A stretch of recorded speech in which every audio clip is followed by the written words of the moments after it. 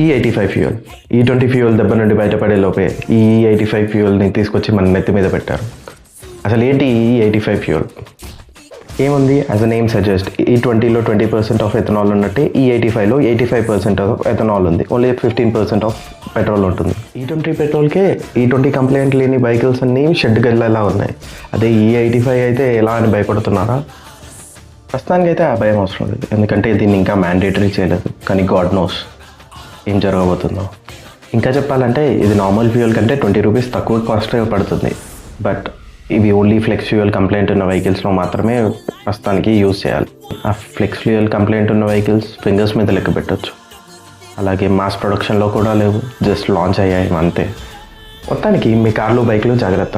కొత్తగా వెహికల్స్ కొనాలనుకుంటే అది ఏ ఫ్యూయల్ కంప్లైంట్గా ఉన్నాయో చెక్ చేసి మరీ కొనుక్కోండి. అసలు ఈ పంచాయతీ అంతా ఎందుకు అనుకుంటే ఇవి తీసుకోండి. మళ్ళీ కలుద్దాం.